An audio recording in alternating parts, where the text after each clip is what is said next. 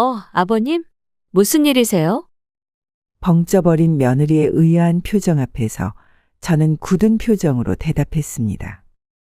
냉장고를 다시 가져가려고 한다. 아무래도 내 냄새가 너무 역해서 이 냉장고도 불편할 것 같아. 며느리는 당황한 듯 표정이 굳어졌습니다. 아버님, 그게 무슨 말씀이세요? 갑자기 냉장고를 왜 가져가신다는 거예요? 저는 말없이 용역 인원들에게 냉장고를 치우라고 지시했습니다. 며느리가 당황해서 막아섰지만 제 결심은 굳었습니다. 아버님, 제발 이러지 마세요. 이건 너무하세요. 며느리는 급히 아들에게 전화를 했고 아들은 이내 저에게 전화를 걸어 말했습니다. 아버지, 대체 이게 무슨 짓이세요? 냉장고를 왜 가져가시는 거예요? 김치는 어디에 두라고요? 김치? 너는 지금 이 상황에 고작 한다는 말이 김치냐? 이놈의 자식. 내가 자식 교육을 단단히 잘못 시켰구나. 오늘 이야기의 주인공은 올해로 칠순을 맞으신 김도균 씨입니다. 김도균 씨는 40대 늦은 나이에 얻은 장남 김진수 군과의 큰 다툼을 통해 최근 삶의 회의감을 느꼈다며 저희 실버라디오에 사연을 보내주셨습니다. 늦은 나이에 얻은 자식이니만큼 해줄 수 있는 모든 지원을 아끼지 않았고 최근까지도 유명 브랜드의 고급 냉장고를 아들 내외에게 선물해 주시며 진심으로 아들 며느리를 아꼈던 김 씨는 하나뿐인 장남이 자신에게 이렇게 망나니 짓을 했다는 것이 정말 꿈에도 믿어지지 않는다고 하셨습니다. 살면서 남자는 눈물을 흘려서는 안 된다는 부모의 가르침 속에 눈물 한 방울 쉽사리 흘리지 않고 자식 잘 키워왔는데 이토록 늦은 나이에 자식 문제 때문에 소갈이하느라 눈물을 쏟는 밤을 연거푸 보내게 될 줄은 꿈에도 몰랐다고 푸념을 참지 못하셨습니다. 도대체 김도균 할아버지에게는 무슨 일이 일어났던 것일까요? 사연 함께 들어보시고 김도균 할아버님께 도움이 될 만한 이야기가 생각나시거나 응원의 댓글 남겨주신다면 사연자분과 실버라디오 채널 운영에 큰 도움이 됩니다. 혹은 주변에 지혜로우신 지인분이 있으시다면 이 영상을 공유해 함께 시청해 보시고 시청자분의 지혜로운 고견을 댓글로 꼭 남겨주세요. 그러면 오늘의 사연 시작하겠습니다. 안녕하세요. 저는 경기도 시흥에 거주 중인 김도균이라고 합니다. 올해로 칠순이 되었네요. 이런 라디오 사연은 어릴 적이나 몇 번 적어본 것이 그만이지 참으로 오랜만입니다. 다름이 아니라 자식 문제 때문이에요. 세상 살아가면서 이런저런 우여곡절이야 안 겪어보신 분이 있겠냐만 유튜브니 뭐니 나름대로 스마트폰을 잘 다룬다고 생각하지만서도 자식놈 문제는 어디에 이야기를 꺼내기도 참 어렵고 무섭습니다. 꼭 제 얼굴에 제가 침 뱉는 꼴 같기도 하니까요. 그래서 이렇게 유튜브 채널을 통해서나마 다른 분들의 이야기나 의견을 들어볼 수 있을까 해서 사연을 보내보는 것이니 가급적이면 그냥 넘기지 마시고 몇 글자라도 댓글 달아주심이 저에게 큰 도움이 되겠네요. 그날도 저는 여느 때처럼 혼자 저녁을 먹고 있었습니다. 집사람은 아들놈 어릴 적에 먼저 보내주었습니다. 저희 부부는 참 복이 없었어요. 제가 20살이 되자마자 저는 집사람을 만났습니다. 저는 당시의 공장에서 옷감을 사무실로 옮겨주던 배달부였어요. 제가 다니던 공장의 1층에서 일하던 수선원이었던 저희 아내는 당시 가진 것도 없던 저 하나 믿고 구미에서 서울까지 저와 함께 올라와 갖은 고초를 함께 겪으며 살았습니다. 아무래도 먼 타지에 저와 아내 둘뿐인 삶이었던지라 저희 부부는 아이를 갖고자 수년을 노력했었습니다. 당시 저희 어머니께서도 손주 자식은 언제 볼 수 있느냐며 늘 타박을 하셨죠. 그런데 하나는커녕 둘 셋도 원하는 대로 혹은 원치 않더라도 철썩철썩 들러붙던 직장 동료들의 가정들과는 반대로 저희 집에는 자식복이 참으로 박복했는지 아이가 들어설 기미가 보이지 않았습니다. 말하긴 민망하지만 나름대로 날짜를 잘 조율해서 정말 부지런히도 노력했으나 쉽지 않았어요. 그렇게 십수년이 지나고 집사람도 저도 나이가 많이 들어버렸죠. 지금에야 30 넘어 아이를 가지는 게 보편화된 사회이지만 저 때만 해도 절대 그렇지 않았어요. 다들 아시겠지만 20대 초중반이면 보통의 가정집의 경우 아이 기르느라 바빴고 30쯤 되면 아이 학교 보내랴 학원 보내랴 학원비가 이러쿵 저러쿵 과외는 또 어디로 보내냐 돈 들어갈 곳이 이만저만 아니다. 푸념 많은 사람이 한둘이 아니었습니다. 그런데 저희 집에는 10년이 넘도록 저랑 집사람 둘뿐이었습니다. 사실상 포기하고 살았죠. 개나 한 마리 키울까? 라는 장난 섞인 농담에 차마 웃음도 나오지 않던 그런 시간을 보냈습니다. 시골에 계신 저희 홀어머니 돌아가시기 전에 손자 녀석 품에 안겨드리는 게 제 소원이었는데 늘 죄송스러운 마음뿐이었어요. 저는 그렇게 사실상 아이를 가지는 것은 포기한 채로 나름의 바쁜 나날들을 이어가고 있었습니다. 제가 하던 화물 일을 제대로 하려고 큰 빚을 내서 화물차도 구입하고 제가 신뢰와 약속 하나는 또 죽기 살기로 지켜내는 사람이기 때문에 타고난 부지런함과 성격으로 나름의 거래처도 충분히 잘 확보해 두어 안정적으로 일을 꾸려가고 있었습니다. 다만 직업 특성상 지방으로 출장이 잦았기 때문에 혹시라도 이 일을 해보신 분이시거나 화물 일을 하는 지인분이 계신 분들은 아시겠지만 아내와 함께 화물차를 몰고 다니는 사람들이 꽤나 많아요. 화물차 운전석은 사실상 원룸이나 다름없이 충분히 넓기 때문에 간혹 집사람을 태우고 함께 다니는 경우가 덜어 있습니다. 안 그러면 몇 날 며칠을 집을 비우고 돌아다니는 남편 덕에 참 외로운 직업이니까요. 운전수의 아내라는 일이 말이에요. 그렇게 화물차를 몰고 가끔 아내와 일감을 치러 나가는 날이면 화물차 운전석 뒷방에서 동침을 하는 날이 종종 있습니다. 물론 깔끔하게 숙소에서 잠을 청할 수도 있겠다만 뭐 어떤가요? 부부끼리 가끔은 이렇게 와일드한 맛이 또 있는 거죠. 아마 그때쯤이었을 겁니다. 저희 첫째 아들이 저희 부부를 찾아온 날이요. 이렇게 공개적인 곳에서 이야기하기에는 조금 남사스럽지만 이 아비의 일터에서 찾아온 우리 장남 진수는 제가 40이 다 된 나이에 얻은 정말 소중한 아들이었습니다. 아들이 태어나던 날은 여전히 생생하게 기억납니다.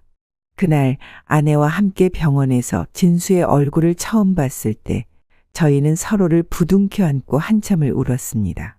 늦은 나이에 어렵게 얻은 아들이었기 때문에 그 감격은 이루 말할 수 없었죠. 그때부터 우리 부부는 이 아이만큼은 정말 잘 키워보자. 부족함 없이 자라게 하자고 마음을 다잡았습니다. 진수가 어렸을 때부터 저희는 무엇이든 아낌없이 주었습니다. 시골에 계신 어머니께 진수를 처음 보여드렸을 때 어머니는 손자 얼굴을 쓰다듬으며 얼마나 기뻐하셨는지 모릅니다. 김진수, 김진수. 어머니는 기력이 쇠하신 몸으로도 손자 이름을 또박또박 발음하며 웃으셨습니다. 그 모습을 보며 저는 어머니께 자랑스러운 손자를 보여드릴 수 있다는 사실에 뿌듯했습니다. 진수가 자라면서 저희 부부는 아이에게 최선을 다해주고자 했습니다. 아내는 직접 책을 사서 읽으며 아이의 교육에 열중했습니다. 시골 출신이라 학교 교육이 부족했던 아내였지만 진수를 위해서는 무엇이든 배우려 했죠. 진수가 다니는 학교에 학부모 모임에도 빠지지 않고 참석하며 아이의 학습과 생활에 항상 신경을 썼습니다. 저 역시 일감이 없을 때마다 집에서 시간을 보내는 것보다는 진수를 데리고 나가 새로운 경험을 시켜주려 애썼습니다. 진수가 초등학교에 입학했을 때 저희 부부는 진수에게 처음으로 학습지를 시켜주기도 했어요. 당시만 해도 학습지가 고가였지만 40줄에 얻은 자식놈한테 아까운 게 어디 있었겠습니까? 요즘에야 워낙 세상이 좋고 잘 되어 있어서 아이패드니 뭐니 그런 전자기계들 속에 수십 수백 권의 책을 담아서 볼 수 있지만 당시에는 전집이라는 게 유행이었죠. 가격도 꽤나 비쌌습니다. 저희 부부의 이런 바람을 잘 알아주었던 건지 진수는 참 잘 따라줬습니다. 매번 학교에서 상장을 받아오면 저희 부부는 그 상장을 벽지 마냥 벽에 붙여두고 뿌듯해하곤 했었습니다. 하지만 남자아이들이 다 그렇듯 평탄하게만 자라지는 않더군요. 아들놈이 중학교에 들어갔을 때 한 번은 학교에서 크게 다친 일이 있었습니다. 학교에서 전화가 와서는 친구들과 축구를 하다가 넘어져서 제 아들 팔에 금이 갔다고 말하길래 마침 집에서 쉬고 있던 저는 서둘러 학교로 향했습니다. 급히 학교로 달려갔던 그날 제가 얼마나 놀랐던지 병원에서 아이의 손을 꼭 잡고 있었는데 같은 반 아이의 부모가 저를 찾아왔습니다. 복도에서 이야기를 나누던 중 저는 깜짝 놀랄 수밖에 없었죠. 알고 보니 축구를 하다가 다친 것이 아니라 같은 반 아이와 크게 다투고는 서로 싸움박질을 하다가 제 아들놈이 허튼 곳을 때리는 바람에 팔에 금이 가는 사고가 났던 것이었어요. 저희 아들과 쌈박질을 한 아이의 부모는 저에게 고래고래 소리를 지르며 자기 아들 얼굴에 상처가 났다고 어쩌고 손해배상을 하라고는 제 멱살을 잡아채고 흔들었습니다. 당시에 저는 어떻게 대처해야 할지를 몰라서 그저 죄송하다고 연신 사과를 하고는 치료비와 함께 합의금까지 주고 사건을 마무리했었습니다. 그런데 이런 일이 한두 번이 아니었어요. 아내도 저도 큰 걱정이었습니다. 늦은 나이에 얻은 아들이라 우리가 너무 오냐오냐 키운 것이 아닌가. 당연히 우리 부부에게는 눈에 넣어도 아프지 않은 금지옥엽이지만 부모놈들이 자식 교육 허투루 키워놔서 오만방자한 망나니를 만들어놨다는 소리를 듣고 싶지는 않았습니다. 진수의 미래를 생각해봐도 단단히 일러두는 것이 맞다는 생각이 들었어요. 하루는 저녁 식사를 마치고 진수를 불러 방으로 들어오게 했습니다. 평소에는 따뜻하고 다정하게 대하던 저였지만 오늘은 진수에게 단단히 일러두어야겠다는 생각에 마음을 굳게 먹고 있었습니다. 진수는 눈치를 챘는지 평소와 다른 제 표정을 보며 조용히 제 앞에 앉았습니다. 진수야, 제가 먼저 입을 열었습니다. 너 요즘 학교에서 무슨 일이 있는 거냐? 아빠한테 솔직히 말해봐라. 진수는 고개를 숙인 채 아무 말도 하지 않았습니다. 그러자 저는 한숨을 쉬며 말을 이었습니다. 저번에 축구를 하다가 다쳤다는 건 내가 한 말이 거짓말이었다는 걸 알았다. 친구와 싸움을 하다가 다친 거지, 그렇지? 진수는 여전히 고개를 들지 않고 입술을 깨물며 제 말을 듣고 있었습니다. 저는 아들의 그런 모습을 보니 가슴이 아프면서도 이대로 넘어가선 안 된다는 생각이 들었죠. 그래서 단호한 목소리로 말했습니다. 진수야, 아빠가 널 얼마나 아끼고 사랑하는지 너도 잘 알 거다. 하지만 그게 너가 다른 사람들에게 함부로 굴어도 된다는 뜻은 절대 아니야. 너는 이제 중학생이야. 어른이 되기 위해서는 다른 사람들과 잘 지내는 법을 배워야 한다. 진수는 그제야 조용히 고개를 들고 제 눈을 바라보았습니다. 그 눈에는 후회와 미안함이 서려 있었습니다. 저는 잠시 말을 멈추고 진수의 눈을 응시했습니다. 자식이 바른 길로 가도록 지도하는 것이 부모의 책임이었죠. 요즘 부모들은 TV를 볼 때면 이것을 아는지 모르는지 헷갈릴 때가 많습니다. 아닙니다. 아니에요. 이제 와서 제가 이런 말을 할 자격이 없네요. 제 아들놈 하나도 잘못 키웠으니까요. 저도 이제 와서 후회가 막심합니다. 무튼 당시에는 아들을 더 이상 오냐오냐 키우지 않겠다고 다짐을 했더랍니다. 하지만 제 훈육 속에도 아들은 자꾸만 삐뚤어져 갔습니다. 자꾸 친구들과 말썽을 피우고는 했죠. 고등학교에 들어가며 아들의 방황은 더욱 심해져만 갔습니다.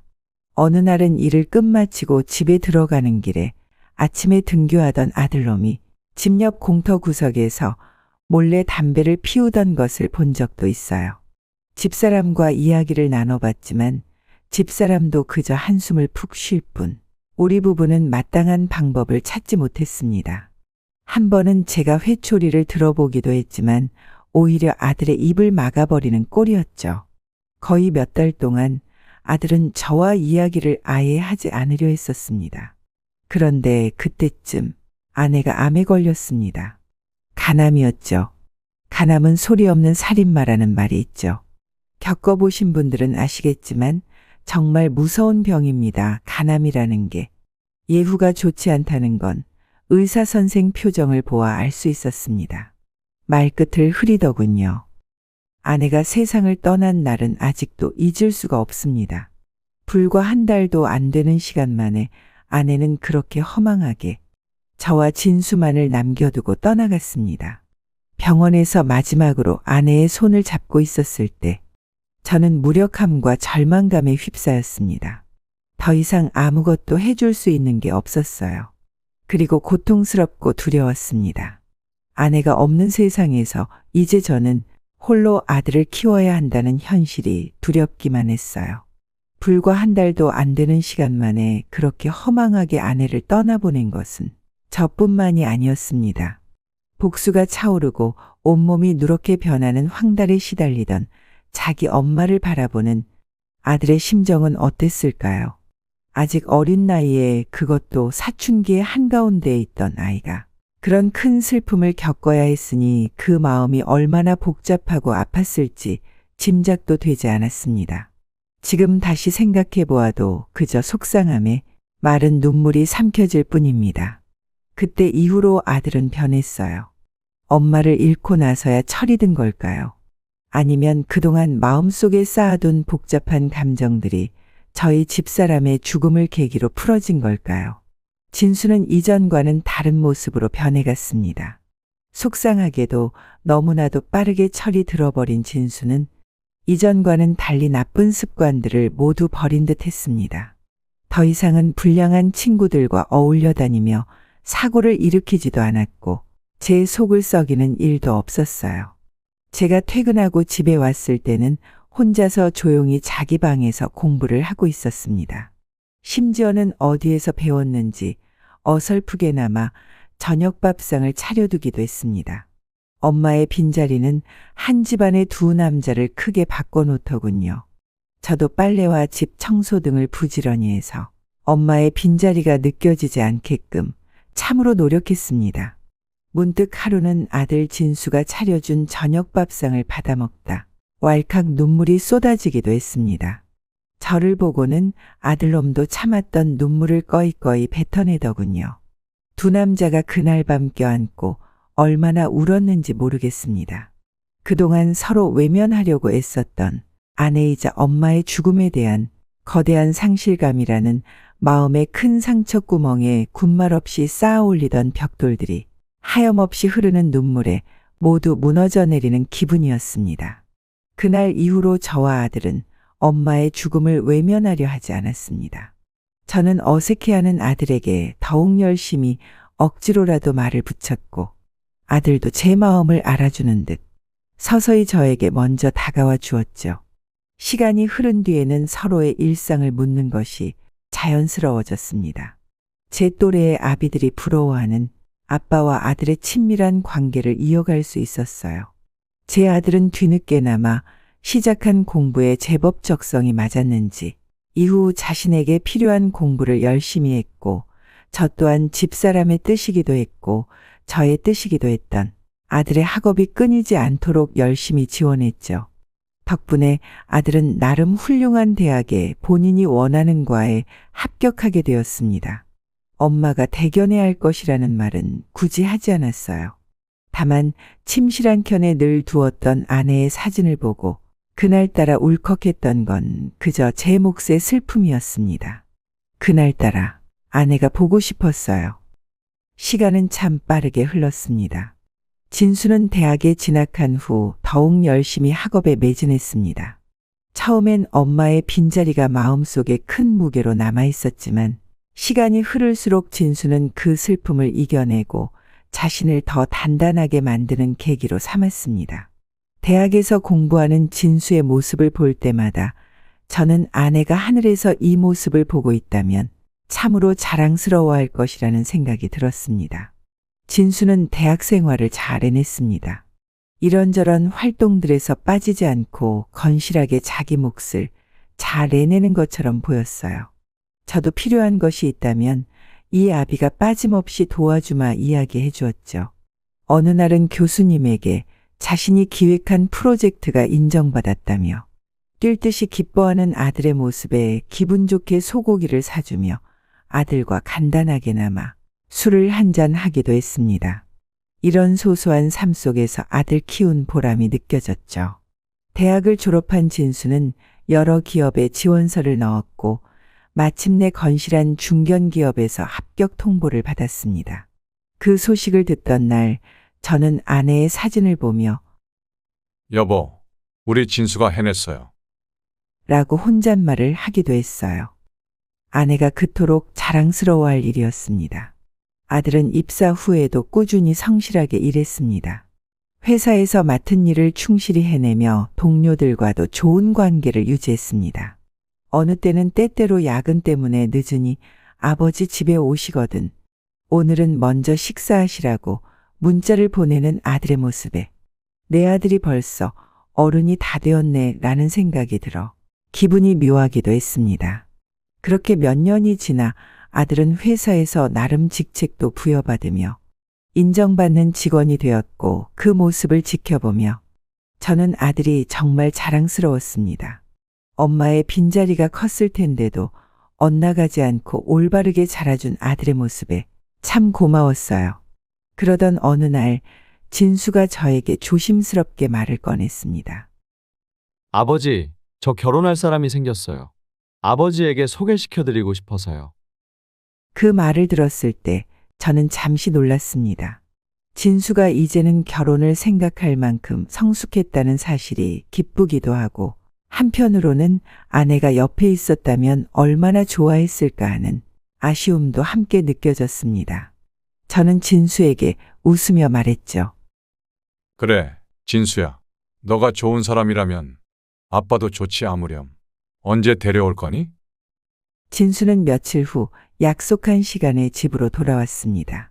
그리고 그날 진수와 함께 집에 들어온 아들의 여자친구인 민영이는 깔끔하고 단정한 인상에 친절한 미소를 지니고 있었습니다. 예비 며느리를 처음 본 순간 저는 진수가 좋은 친구를 만나고 있구나라는 생각이 들었죠. 아들은 어색한 듯한 표정으로 자기 신부감을 소개했습니다. 아버지, 제 여자친구 민영이에요. 만난 지는 얼마 되지 않았지만 결혼을 전제로 진지하게 만나는 중이라 아버지에게 꼭 소개시켜드리고 싶었어요. 민영은 저에게 인사를 건넸습니다. 안녕하세요, 아버님. 진수 씨에게 이야기 많이 들었어요. 이렇게 뵙게 되어서 정말 반갑습니다.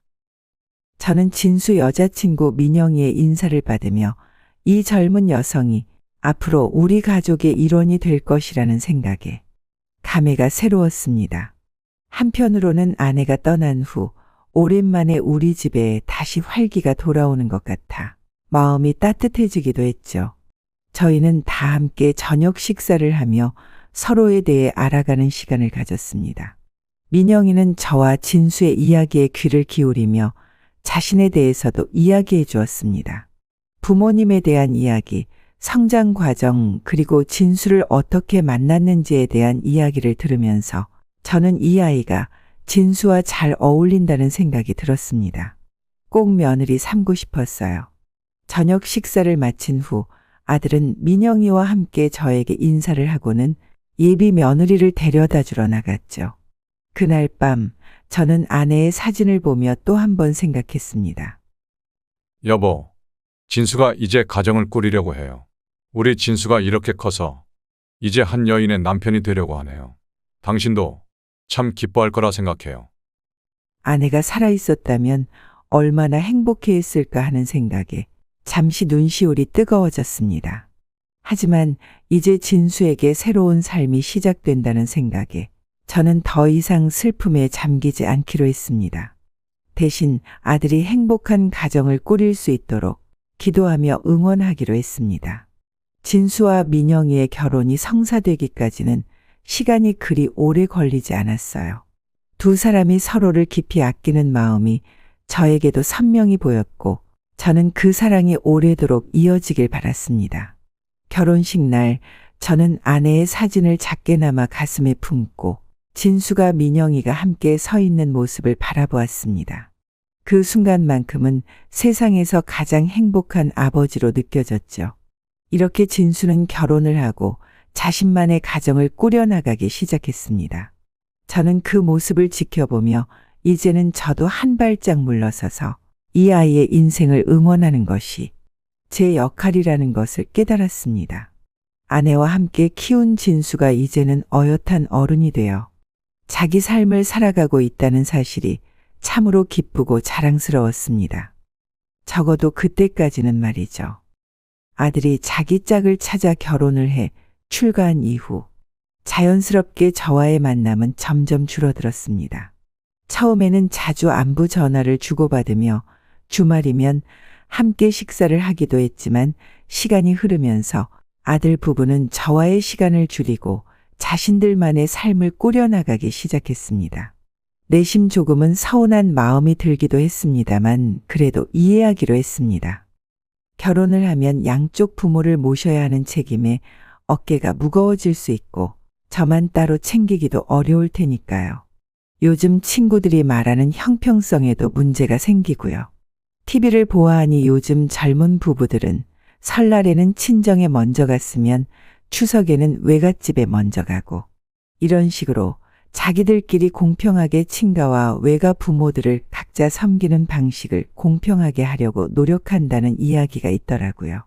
저도 아들 부부의 부담을 덜어주기 위해 가끔 연락을 줄이고 아이들의 시간을 존중해 주려 했습니다. 그들이 행복하게 잘 지내는 것이 가장 중요한 일이니까요. 그러던 어느 날 진수에게서 전화가 걸려왔습니다. 오랜만에 걸려온 전화라 반갑기도 했지만 한편으로는 무슨 일일까 궁금하기도 했습니다. 아버지, 저희 집에 냉장고가 좀 오래돼서 바꾸려고 하는데요. 혹시 아버지가 새 냉장고를 사주실 수 있으실까요? 갑작스러운 부탁에 조금 당황했지만 아들은 원체 부탁을 안 하는 성격이었기에 정말 필요해서 한 말이겠거니 싶어. 응? 냉장고? 알았다. 아빠가 한번 힘써보마. 좋은 걸로 하나 장만해 줄게. 라고 대답하고는 문자로 아들에게 어떤 모델인지 이야기해달라고 했어요. 그런데 제가 생각한 것보다 상상 이상으로 비싸더군요. 알아보니 요즘 냉장고가 기능도 워낙 이것저것 많고 물가도 예전에 비해 워낙 올라서 제가 아는 그런 냉장고가 아니었습니다.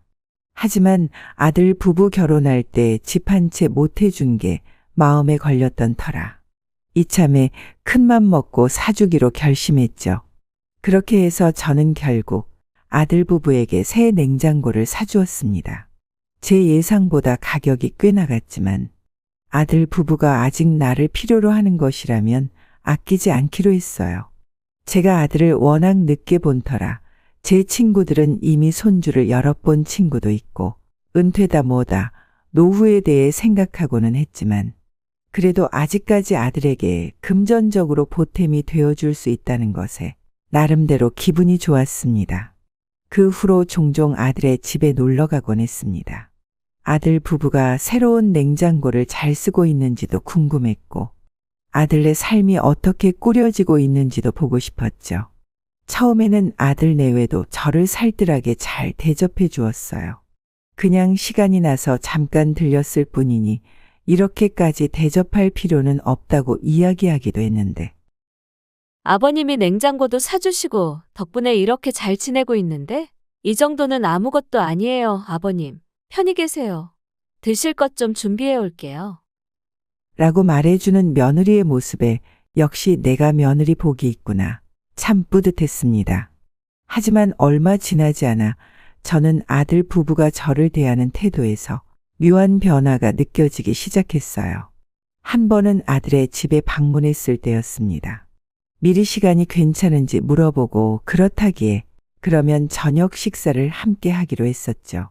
저는 미리 전화까지 하고 찾아갔었습니다. 도착해서 문을 열었는데 민영이가 별다른 환영 인사도 없이 무심하게 저를 맞이하더군요. 처음에는 피곤해서 그런가 보다 생각했지만 식사 시간 동안에도 며느리 민영이의 표정은 내내 어두웠습니다. 어색한 분위기 속에서 제가 먼저 대화를 나누려 해도 간단한 대답만 돌아왔고 아들 진수마저도 며느리의 눈치를 보며 서둘러 식사를 끝내려는 모습이 보였어요. 또 다른 날, 저는 진수의 집에 갑작스럽게 들른 적이 있습니다. 날이 이제 덥고 습해지니 거래처에서 요즘 잘 나가는 제습기라며 요즘 젊은 부부들은 집에 이런 거 한두 개씩 두고 여름철 빨래할 때 요긴하게 쓴다고 해서 큰 맘 먹고 하나 선물해 주려고 들렀던 것인데 문을 두드렸을 때 집 안에서 들려오는 며느리의 목소리가 들렸습니다. 이 시간에 왜 또 오시는 거야? 귀찮게. 그 말에 저는 심장이 철렁 내려앉았습니다. 하지만 곧이어 며느리가 문을 열어주며 아무렇지 않게 인사를 건넸습니다. 아버님, 어쩐 일이세요? 날도 더운데 미리 연락 주시지. 어머, 이건 다 뭐예요? 저는 애써 미소를 지으며 며느리에게 선물을 건넸지만 문을 열기 전 며느리의 짜증 섞인 혼잣말이 자꾸 귓가를 맴돌아 선물로 가져온 제습기만 얼른 전해주고 도망치듯 나와버렸습니다. 그러던 어느 날 그 일이 터지고 말았습니다. 저는 일전에 제습기를 전해주던 그날 밤 사건 때문에 한동안 아들네 집에 먼저 찾아가지 않았어요. 계속 그날 며느리의 귀찮다는 짜증이 떠올라서 오늘 저녁이나 한 끼 같이 할까 싶다가도 늙은 아비가 찾아가는 게 괜히 젊은 부부에게는 귀찮을 수 있겠다 싶어서 자중했죠. 그 전주에는 아들이 먼저 제게 연락을 했습니다. 아버지, 다음 주 어머니 기일인데 같이 어머니 찾아뵙고 저녁에 저희 집에서 함께 식사해요. 바삐 살다 보니 제가 이날을 까먹는 날이 오기도 했어요. 달력에 써두고 오며 가며 보기는 했지만 바쁘게 일하다 받은 아들의 전화에 벌써 다음 주가 집사람 기일이구나 싶어 잠시 기분이 가라앉았습니다. 하지만 오랜만에 아들 내외와 함께 식사를 하면 나아지겠지 싶어서 고맙다 아들. 그래 알겠다. 그때 보자꾸나. 라고 말하고 전화를 끊었습니다.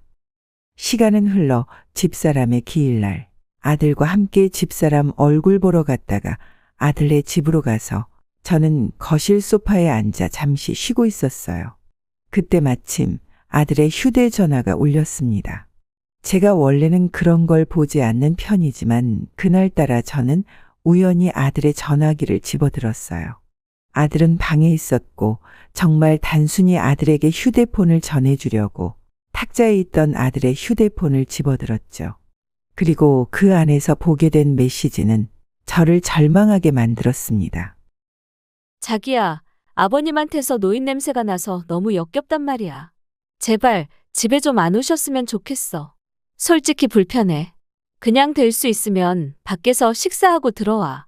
아버님 가시면 카시트에도 페브리즈 좀 꼭 뿌리고 냄새 빠지게. 며느리가 보낸 메시지였습니다.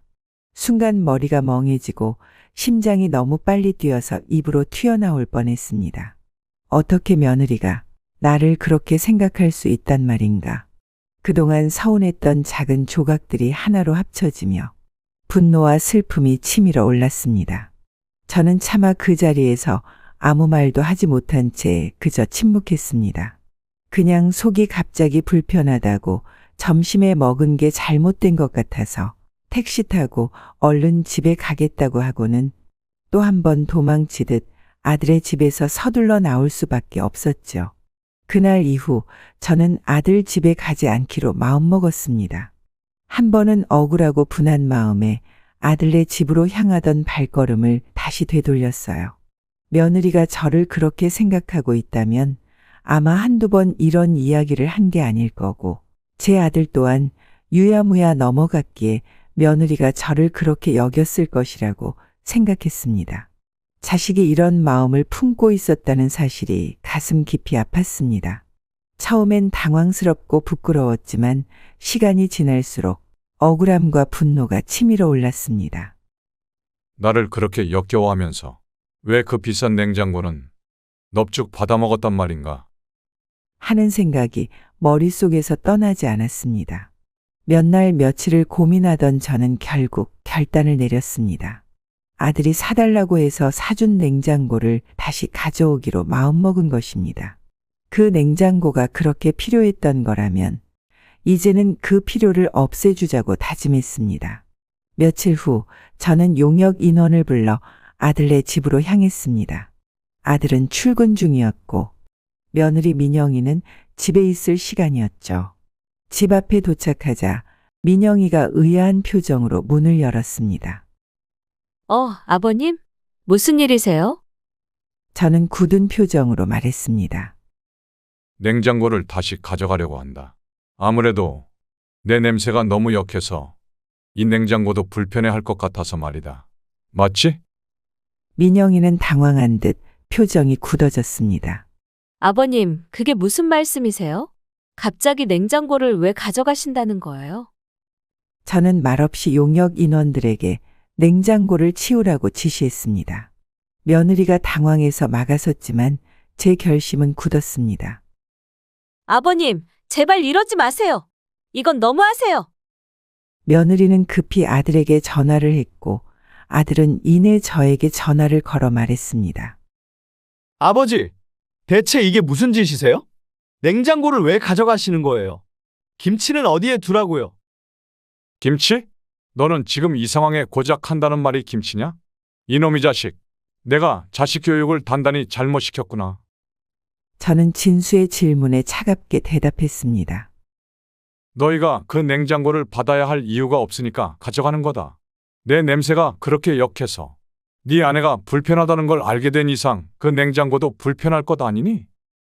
제 아들 진수는 저희 대답에 수화기 너머에서 할 말을 잃은 듯 아무 말도 하지 않았습니다. 곧이어 며느리가 저에게 다가와 소리쳤습니다.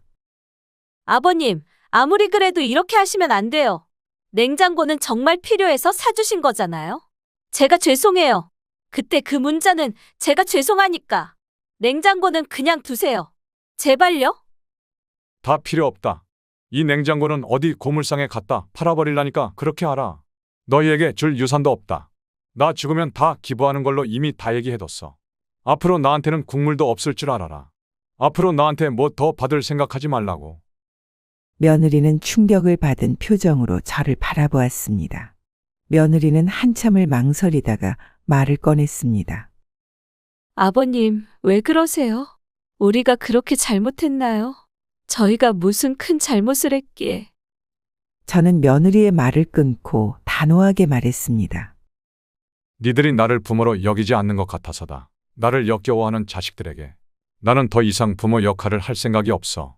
내가 죽으면 내 전 재산은 기부할 거다. 너희에게 물려줄 유산은 없어. 지 부모를 역겹게 생각하는 아들 며느리는 내 자식으로 둔 적도 없고 앞으로 둘 생각도 없다. 아버님, 제발 그렇게 말씀하지 마세요. 저희도 그냥. 하지만 저는 더 이상 며느리의 말을 들을 마음이 없었습니다.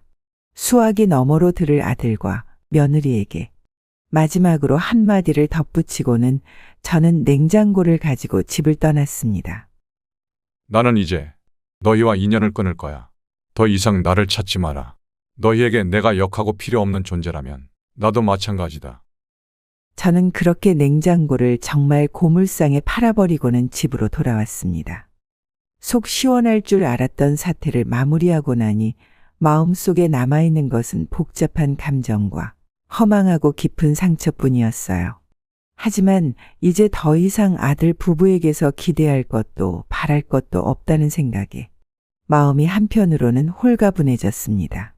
남은 인생은 내가 원하는 대로 살겠다고 다짐하며 그렇게 저는 아들과의 인연을 끊기로 마음을 굳혔습니다.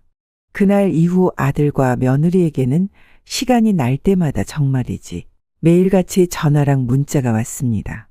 처음에는 분노를 참지 못하던 아들 며느리가 이후에는 어찌나 싹싹 빌어대던지 파리가 와서 형님이라 부를 지경이었어요.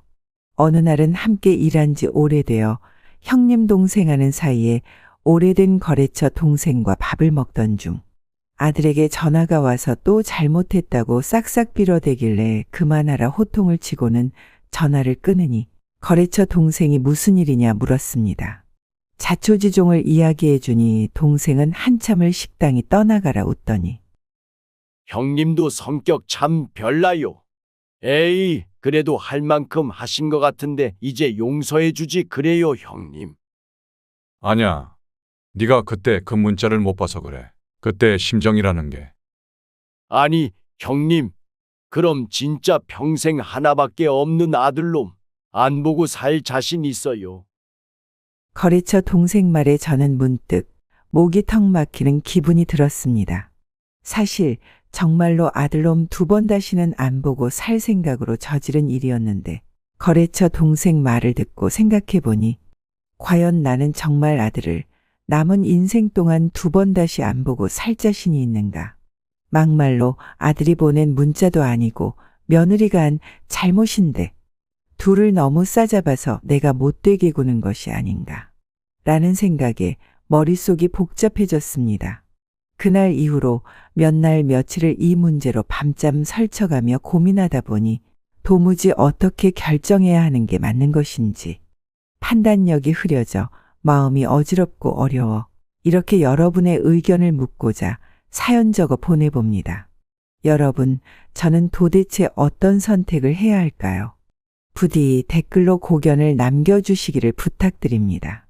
혹시 주변에 비슷한 일을 겪거나 지혜로운 지인분이 있으시다면 이 사연을 공유해 주셔서 함께 댓글로 지혜를 나눠주시면 감사하겠습니다. 긴 사연 들어주셔서 감사합니다. 꼭 좀 댓글 부탁드리겠습니다.